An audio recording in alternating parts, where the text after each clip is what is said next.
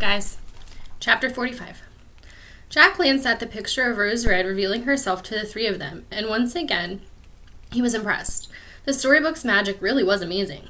"So I take it she didn't kill you," Jack's grandfather said to him. "Good guess," Jack replied as he settled back in his chair, staring at the fire. For some reason, his cottage seemed different now, smaller than before they had left. "So what happened?" Jack's grandfather asked him, puffing on a new pipe made of solid gold. Apparently, the old man had found time for an adventure during Jack's absence.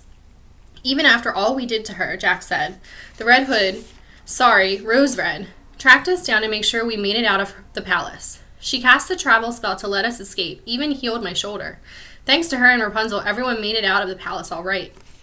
Jack's grandfather shook his head. "I still can't believe you mistook the Wicked Queen for Snow White. I mean, what were you thinking?"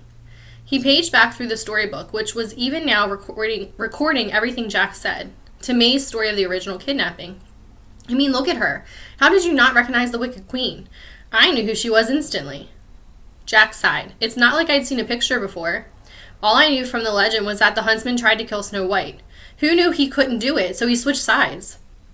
Jack's grandfather puffed on his pipe for a few moments, then leaned in close.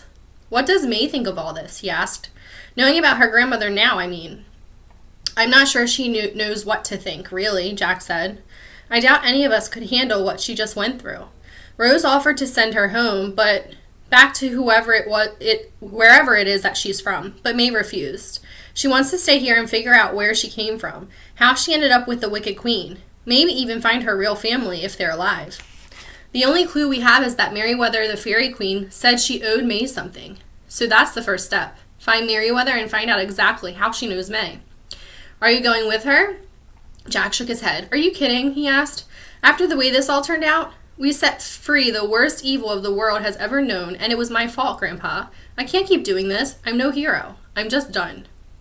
"Really?" his grandfather said, raising an eyebrow. "I see you're not done with that sword you found. Keeping that, are you?" Jack looked almost embarrassed. "I told Rose Red how I found it," he said, "how I spoke to the knight in the giant's mouth. I offered to give it back to her, since it was her brother-in-law's, but she got all strange and said I should keep it, that he wanted me to have it. Unfortunately, that's exactly what the Wicked Queen said, too, so who knows?" "And the dreams?" Jack's grandfather asked quietly. I didn't mention those to Rose," Jack replied. "Maybe for the best for now. So what are you going to do with it?" Jack shrugged. "I don't know. I mean, everyone says that the swords of the eyes are cursed, but it's only been a help so far. Still, I don't know about the dreams. Is Snow White's dead husband really talking to me? And how did Snow White even end up married to one of the Wicked Queen's eyes?" "You've got my sense of curiosity in you," his grandfather said with a smile. "That might just get you into some more trouble someday." "Someday?" This time his grandfather laughed. "Either way, you've got a heck of a story to tell. I'm glad you saw it through to the end, even if it goes no further from here." Jack nodded then frowned. He couldn't put it off anymore. "Grandpa," he said, "one last thing. I lost your bag. Well, not lost so much. I know where it is. Buried somewhere underneath the palace of the Snow Queen." His grandfather froze, his face turning the color of summer raspberries. "What was that, my boy?" he asked, his voice shaking badly. "I must have misheard you. I thought you said you lost my bag." A moment later, Jack burst out of the cottage, a large pot barely missing his head as he ran. He quickly slammed the door behind him, his grandfather's curses still clearly audible as he escaped. The old man had calmed down by the time May knocked on the door and came inside. She forced a smile. "I heard screaming," she said. "If it was directed at Jack, believe me, I understand." "Princess," Jack's grandfather said by way of greeting, his face now a much healthier color. "It's always directed at Jack, and he'll pay for it one way or another. I see you still have my little friend." He pointed at the ever-present fairy in May's hair. May smiled without any real warmth. "Yup, she's stubborn. Never seems to want to leave for some reason. Is that unusual?" Jack's grandfather puffed on his pipe. "Well, in my experience, yes. How are you holding up through all this?"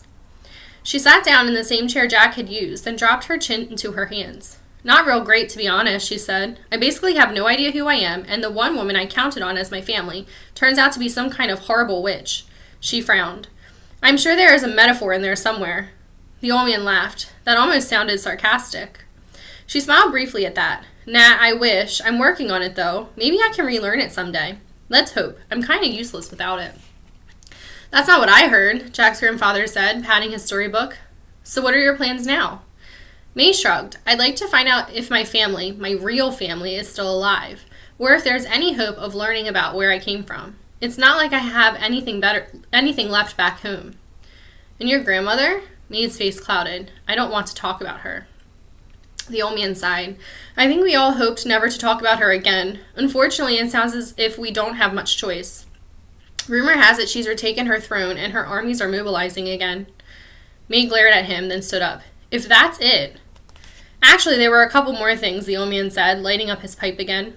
May waited with her arms crossed while he puffed a few times, then looked her in the eye. First, my grandson's operating under the delusion that he won't be coming with you on the next journey. May's right eyebrow shot up. Is that a joke? She asked. Of course he's coming. I need his help. Sounds like you should go talk to him. He's such an idiot, she said, and turned to walk out. The old man's eyes narrowed. One more thing. The queen said that either Jack or Philip would betray you and the other would die. Do you think she was lying to you? May looked back at him for a moment in silence, then dropped her gaze to the floor. No, I don't think so either, Jack's grandfather said sadly. That's the end of chapter 45. One more chapter to go. See you tomorrow for the conclusion of our story.